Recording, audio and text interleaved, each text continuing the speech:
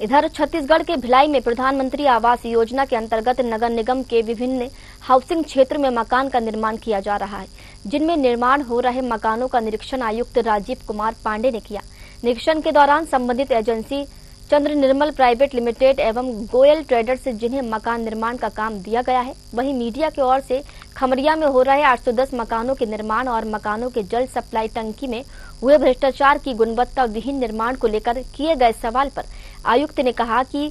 वो चीजों को पॉजिटिव सोचना चाहिए, आप जैसा चाहो वैसा खबर चला सकते हैं। आवास योजना का मकान बनाया जा रहा है, इतना अच्छा लोकेशन है, उस लोकेशन पे मकान बनाया जा रहा है। खासकर हमारे खमरिया क्षेत्र में, जुनवानी क्षेत्र में जो मकान बनाए जा रहे हैं बहुत बेहतरीन है। इन मकानों को देखने के लिए आयुक्त राजीव कुमार पांडे जी द्वारा आज निरीक्षण करने गए, औचक निरीक्षण किए और वहां पर गए, देखे मकान देख के संतुष्ट हुए, लेकिन फिर भी उसमें जो कुछ कमियां थी उसके बारे में जो है वहां के इंजीनियर को बोले एक समय अवधि के अंदर इसको मकान को पूर्ण करके दिया जाए। और ये भी उन्होंने दिशा निर्देश दिया, जो मकान कंप्लीट होते जा रहे हैं उस यूनिट को लॉटरी के माध्यम से पब्लिक को जो है आवंटित कर दिया जाए, जिससे कि लोग रहना शुरू कर देंगे।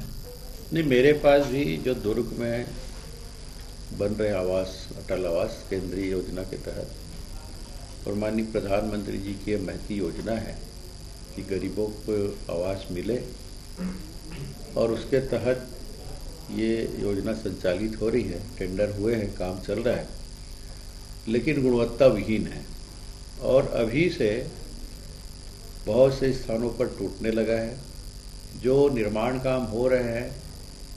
उसमें जहाँ पे जो राड लगानी चाहिए उसमें भी कोई जो इंजीनियरिंग नॉर्म्स होना चाहिए उसके तहत नहीं हो रहा है। तो मैं खुद जाकर उसकी जांच करूंगा अधिकारियों को लेकर। देश में जिस तरीके से जनसंख्या का घनत्व बढ़ रहा है उसी तरीके से मकानों की कमी भी हो रही है। देश के प्रधानमंत्री नरेंद्र मोदी के द्वारा गरीब एवं निम्न तबके के लोगों को आवास उपलब्ध कराने के लिए मोर चिन्हारी, मोर मकान और मोर आस के तहत एक योजना शुरू की गई थी, जिसके तहत जो निम्न तबके के लोग हैं या सरकारी योजनाओं के तहत जिन लोगों को कहीं से निगम द्वारा या सरकारी योजनाओं के तहत बेदखल किया जाता है एवं जो लोग किराए पे रह रहे हैं उनके लिए एक सस्ते मकान देने की योजना इन दो योजनाओं के तहत संचालित की गई थी, जिसके तहत इन लोगों को यहाँ ला करके लोगों को बसाने का था। और इस वक्त आप जैसा कि मेरे पीछे देख सकते हैं, भिलाई नगर निगम के द्वारा मोर मकान, मोर चिन्हारी, मोर मकान, मोर आवास के तहत 810 नग आवास प्रधानमंत्री आवास योजना शहरी योजना के तहत यहाँ पर बनाए गए हैं। और इन आवासों की अगर हम कंडीशन की बात करें तो यहाँ पे टोटली जो कहा जाता है सरकारी योजनाओं में जो बंदर बाट होती है उसका पूरा खेल देखने को मिल रहा है। इन मकानों का जब मौका मुआयना किया गया तो देखा गया कि इन मकानों को जो बनाया गया सरिया ढाल करके बनाया गया है और जो सरियों के बीच जो गैप है वो 2 इंच से ज्यादा का दिखाई दे रहा है। जो मकानों की जो क्वालिटी है इतनी निम्न स्तर की है कि जब इन मकानों का आवंटन किया जाएगा, यहाँ जो रहने के लिए लोग आएंगे वो कैसे रहेंगे और इनकी जो सरकारी गुणवत्ता होनी चाहिए वो कैसे है, ये इसकी कहानी बयां करते हुए यहाँ जब न्यूज आवर की टीम पहुंची और मौका मुआयना किया तो टोटली यहाँ सरकारी योजनाओं के नाम पर बंदरबाट मची है, घालमेल हुआ है। इस बाबत जब